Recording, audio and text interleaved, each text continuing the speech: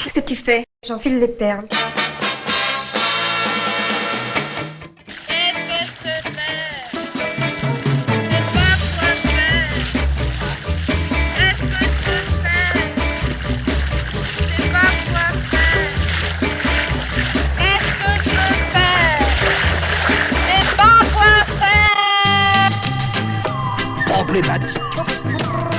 Aujourd'hui, la femme, elle a envie, par exemple moi, la seule possibilité que j'aurais de pas être artiste, c'est d'être enceinte tous les 9 mois. Le premier qui voulut éclore, il sortit ceci. Oh, il était raté. Bonjour à toutes et à tous. Bienvenue dans la saison 2 d'Éclore, le podcast de la création artistique. Je vous emmène aujourd'hui en campagne, au cœur du pays de Becherel, au nord de Rennes, à la rencontre de l'équipe de l'école parallèle imaginaire qui depuis 1 an travaille sur une randonnée artistique de 2 jours et 1 nuit. Ils sont 7, artistes, paysagistes ou agronomes, à créer ensemble cette marche sensible appelée Le Pays. Rendez-vous dans ce cadre bucolique, à l'écoute des questionnements de ce collectif, qui, à quelques semaines de la marche inaugurale, m'ont ouvert la porte pour entrevoir leur travail. De l'écriture d'un guide de marche à la préparation d'un bivouac d'une centaine de personnes, glissez-vous dans leur monde riche et généreux pour mieux arpenter les contours de la création. À vos bâtons de marche et toute oreille dehors.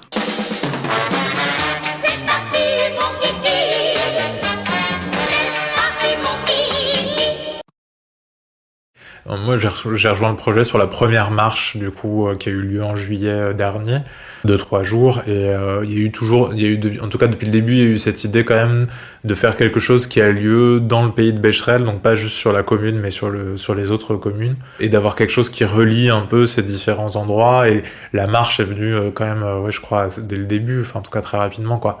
Guillaume Lambert, dramaturge.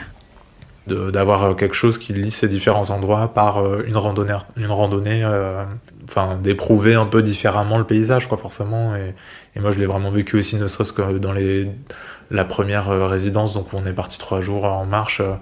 Et moi qui habite vraiment juste à côté, à 10 minutes, je me suis senti vraiment un peu très très dépaysé et en vacances, vraiment très loin de chez moi, quoi. Donc ouais, c'est vraiment quand même l'idée de faire l'expérience par la marge d'un autre pays, quoi, en tout cas.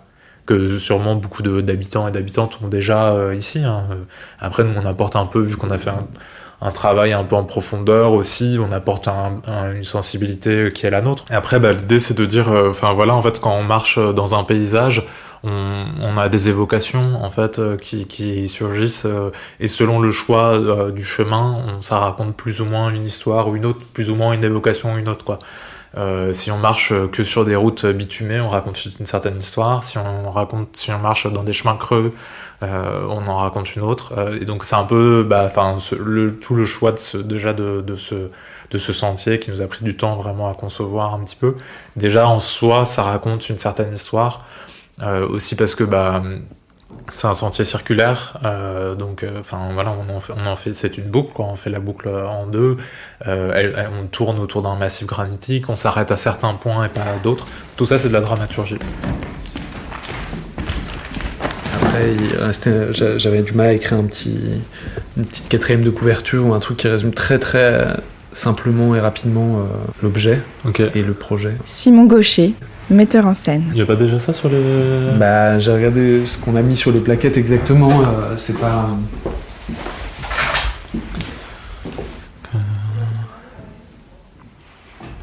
Oui, il est peut-être un peu adapté, quoi, mais... Ça, c'est pas mal, quand même. Pendant 2 jours et 1 nuit, vous venez arpenter ce territoire granitique pour inaugurer un sentier éphémère. Bon, ouais. Non, c'est adapté, ouais. Okay. Le problème, en fait, c'est que le topo guide, il vaut à la fois pour la marche inaugurale et en même temps pour le sentier durant tout l'été, quoi. Carrément. Ok, ça marche.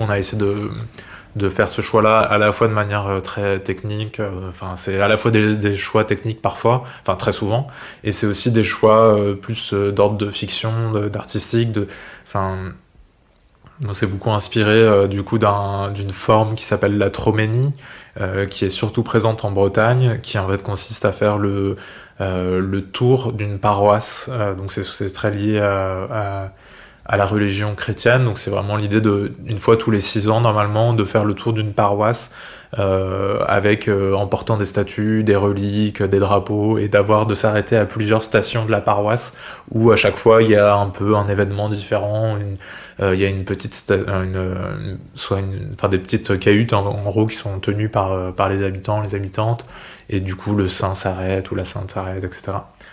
Et cet événement-là, il existe aussi à Becherel d'ailleurs. Et en fait, c'est un événement qui nous a un peu inspiré parce que nous aussi, on fait un tour de quelque chose avec plusieurs stations à différents endroits. Et après, l'idée, c'était à chaque station d'imaginer un événement différent. Donc, parfois, c'est juste un récit.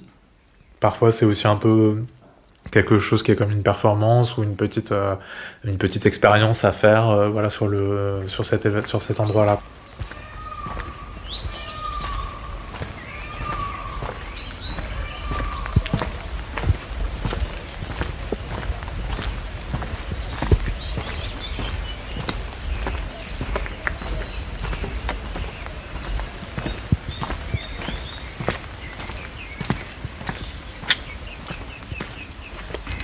En fait, on a commencé notre travail d'équipe par une marche qui a duré 2 jours. Enfin, on a fait 2 fois 2 jours en itinéraire repérage. Et du coup, comme on a vraiment beaucoup apprécié ce moment collectivement, on s'est dit que Léa Muller, paysagiste. Que c'était chouette d'en faire la base de notre travail, quoi. Et l'idée aussi, c'était d'embrasser une grande portion du territoire. Embrasser une grande portion de territoire, il faut passer un peu de temps. Donc, du coup, je pense que c'est comme ça qu'est venue l'idée de faire ça sur 2 jours avec un bivouac.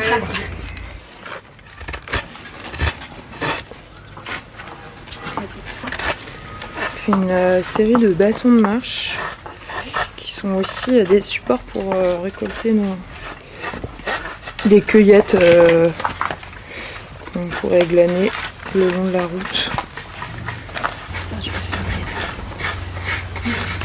Faut vraiment essayer de tomber sur l'aubier au moins, ou alors enlever l'aubier, quoi. Ok, l'aubier c'est la coupe qu'il y a entre l'écorce et le bois. Okay. C'est là où il y a la sève qui circule, quoi. Ok.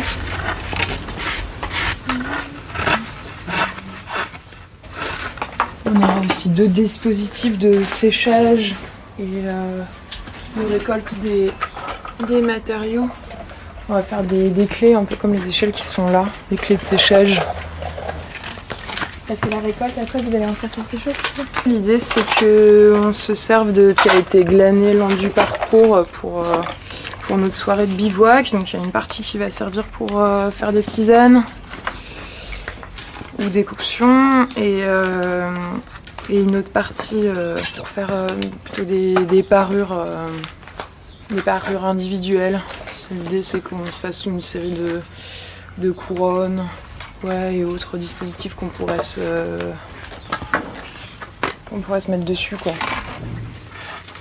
Je suis paysagiste de formation, du coup, je peux différemment voir les choses autrement qu'à travers une lecture du territoire, quoi. Puis on a pas mal tourné autour de la géologie aussi, qui est quand même assez particulière dans le pays de Becherel.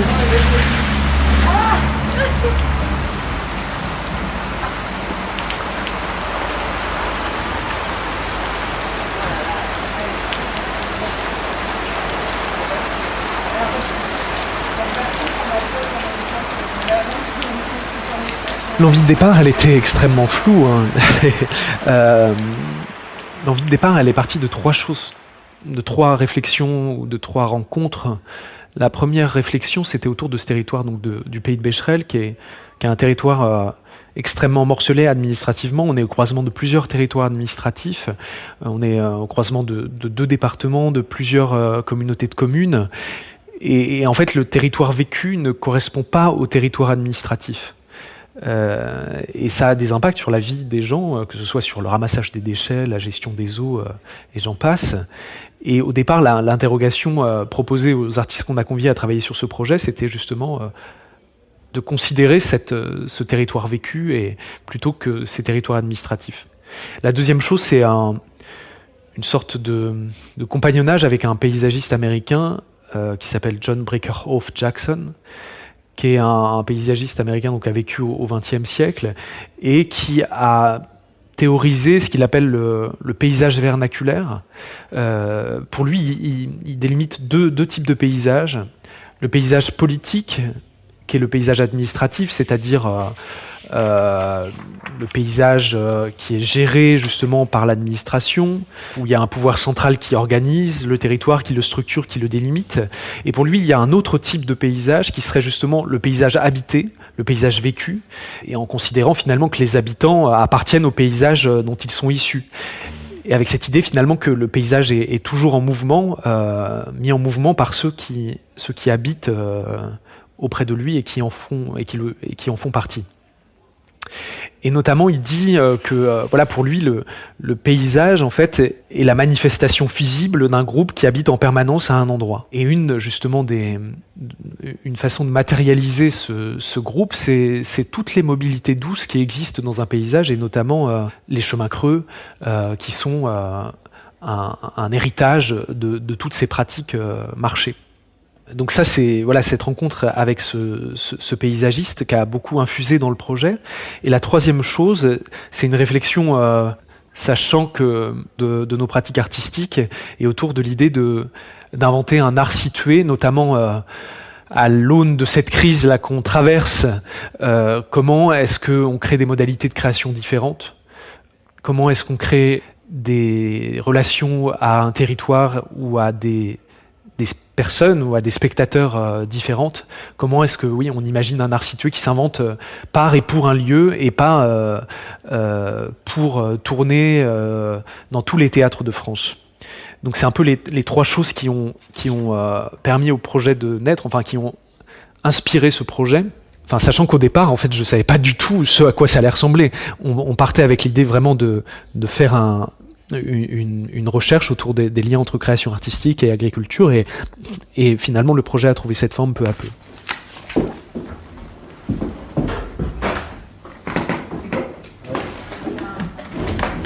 Allô Gilles, est-ce que tu m'entends? Ça va être cosmique. Ok. Eh ben écoute, on est tous là.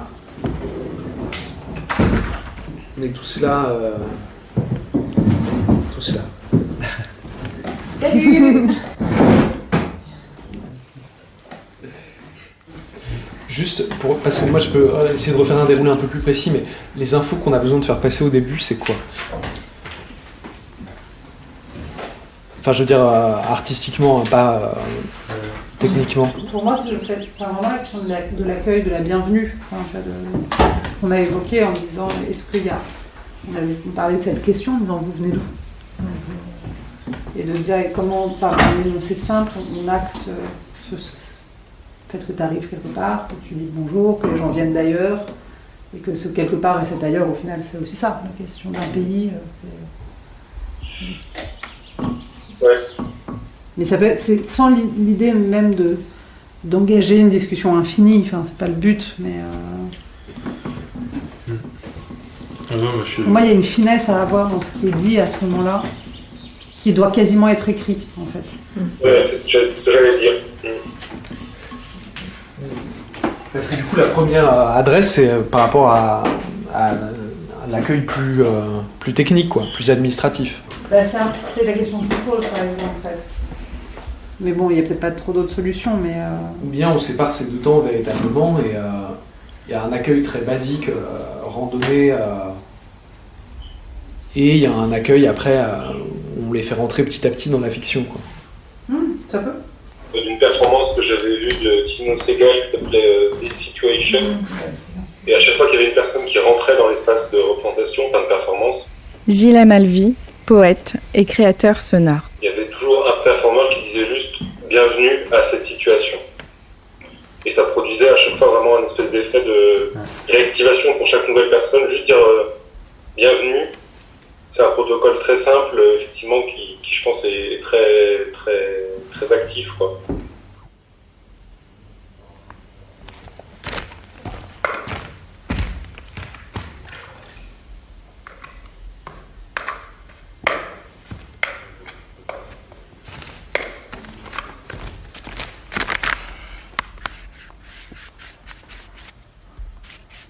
Moi, je suis artiste, je fais de la performance, beaucoup. Et donc là, je suis un peu à aux différentes casquettes que je traverse. C'est-à-dire de la même manière que Simon, Guillaume et Gilles ont écrit, moi j'ai écrit des textes pour le Topo Guide. Johanna Rocard, artiste performeuse. On a écrit des moments performatifs pour le paysage. Donc moi particulièrement, je me suis intéressée à un site mégalithique qui s'appelle les Roches du Diable. Et puis là, je reviens aussi à mes compétences de plasticienne pure, c'est-à-dire la production d'objets.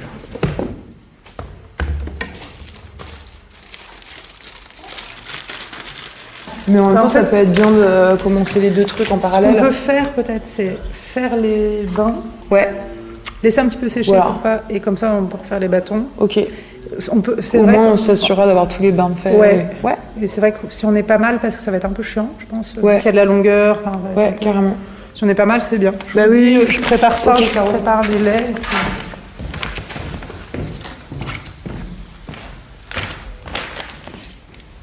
On prépare des objets textiles qui vont être des nappes pendant la marche pour le pique-nique, mais qui vont aussi possiblement se transformer en étendard sur le bivouac à la fin, qui change un petit peu de fonction, ou des choses où les gens vont pouvoir s'allonger dessus.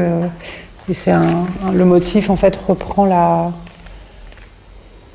de manière très abstraite, en tout cas c'est très inspiré de la composition de la cartographie que Léa a fait en fait du paysage qu'on va traverser. Et donc ces 11 nappes, une fois réunies, reforment la cartographie du territoire. Et entre autres, principalement, on a pris le motif du massif granitique, puisqu'on voulait trouver un pattern, et c'était peut-être ça qui était le plus... Voilà. Mais on n'est pas très attaché au fait qu'à un moment dans la marche, la cartographie soit recomposée. C'était plus aussi de trouver un motif qui fait sens.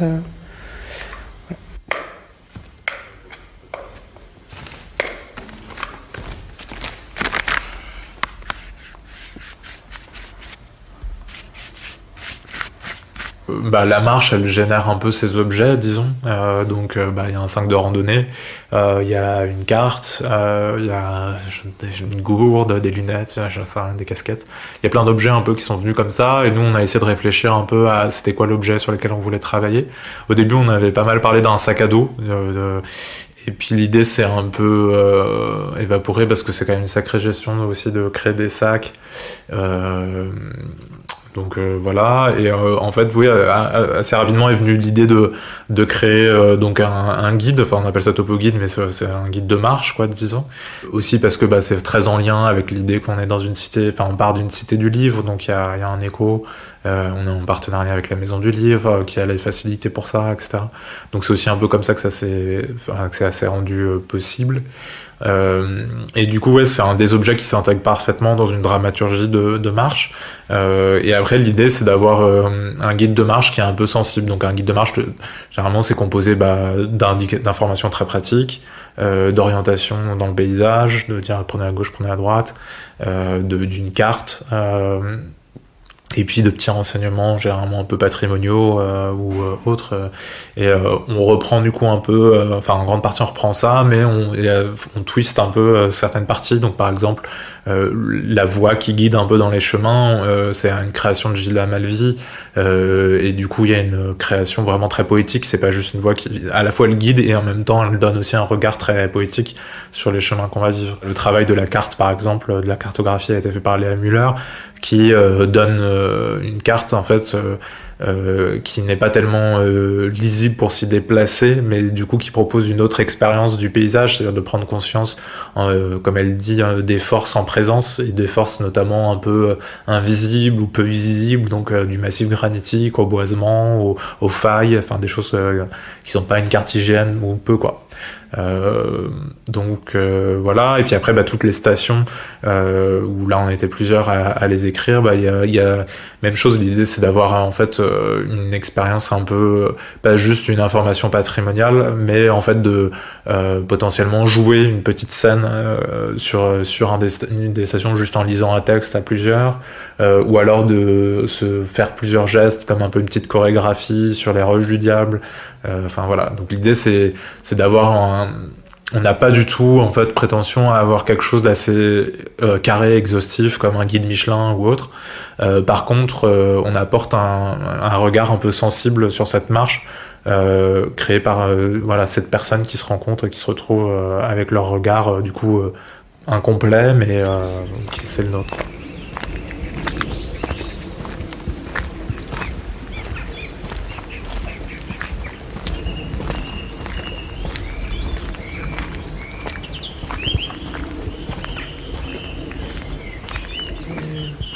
Il y a une chose aussi dont on s'est rendu compte, on a refait la journée 1 du sentier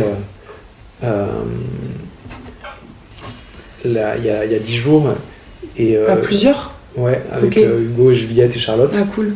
Et du coup, Hugo accueillait pas mal de fleurs, mais on s'est rendu compte qu'en fait, elle séchait extrêmement vite, quoi. Elle se fanait tout de suite, quoi. Et donc, on a un tout petit peu parlé avec Johanna, et c'est pour ça qu'on a ramené ces vases, et je me disais, en fait, ça pourrait être justement l'équipe encadrante qui puisse avoir ces vases en sac à dos, en bandoulière, pour qu'on ait des fleurs non séchées à l'arrivée du bivouac. Moi, je trouve que c'est bien d'utiliser cette option-là. Après, l'idée d'une cueillette sauvage de base, c'est de faire sécher. Une plante qui sèche, pour moi, elle a une autre gueule. C'est sûr, elle a une autre gueule, mais elle a une gueule quand même. Et que il y avait aussi quand même l'idée que les bâtons puissent servir d'accroche pour les plantes, et qu'ensuite les plantes soient mises sur la clé de séchage. Du coup, ça faisait partie aussi de toute une chorégraphie. Après, à voir comment il y a certaines. Les deux, elles sont conciliables. Ouais, voilà, c'est-à-dire ça, ouais. que ce qui a besoin ce qui va aller par exemple dans la tisane, principalement peut sécher. Il a pas c'est les végétaux qu'on aimerait bien récupérer pour les photos, par exemple. On espère peut-être qu'ils soient un tout petit peu plus frais. Et en effet, c'est le principe d'une fleur d'échange. Il y a très peu de fleurs sauvages qui ont une capacité à tenir, en fait. Typiquement, tout ce qui est fleurs de carottes, les boutons d'or, les fleurs de coquelicots et tout, elles, naturellement, elles font 20 minutes, quoi. Vraiment, elles aiment pas trop ça, quoi. Et c'est vrai que si elles peuvent... pour moi, c'est juste vraiment pour les fleurs, pas pour les plantes dans leur ensemble. Mais ça, on n'est même pas obligé de le dire aux gens, on peut juste voir. Tu passes à côté des gens en disant « Ah, vous avez des fleurs ». Non, mais sinon, toi, tu disais ça dans le sens où potentiellement il pourrait y avoir nous dans les rôles qu'on a, ce serait de collecter ces fleurs-là dans les jarres. Ça peut, en tout cas, pour faire des couronnes de fleurs, je pense que ça va pas trop marcher avec les fleurs, tout au long de la journée.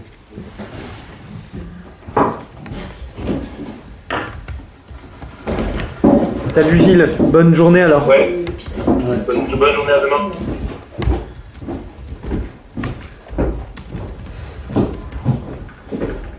L'idée en fait c'est que ça c'est là le 5-6 c'est vraiment l'inauguration du sentier et par cette expérience de 2 jours qui est ponctuée de propositions artistiques, mais qu'ensuite chacun peut arpenter en autonomie le sentier avec un topo guide qu'on édite et qui reprend en fait la partition de la marche qui a activé les 5-6 quoi. Donc l'idée c'est que les gens ensuite soient complètement autonomes et puissent le faire tout seuls sans nous. Mais l'idée surtout c'est que ça se transmette parce que des gens ont vécu l'expérience et donc par la rumeur et le récit qu'ils en font, le spectacle, la randonnée, elle va se transmettre. Mais pas par une réactivation telle quelle C'est-à-dire que voilà, il faudra avoir été là. Puis ceux qui auront été là, ils vivront la chose et ils pourront raconter la chose et pourront à leur tour parcourir le sentier et le chemin, mais sans toute l'activation de toutes les propositions artistiques qu'on prépare pour le 5-6.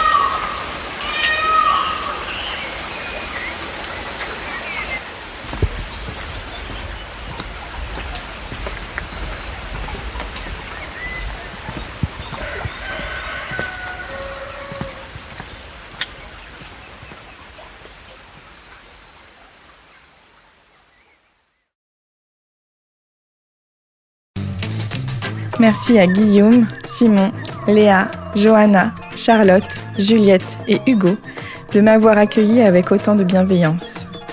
C'était l'épisode 4 de la saison 2. Ce podcast est réalisé par moi, Violette Rennery.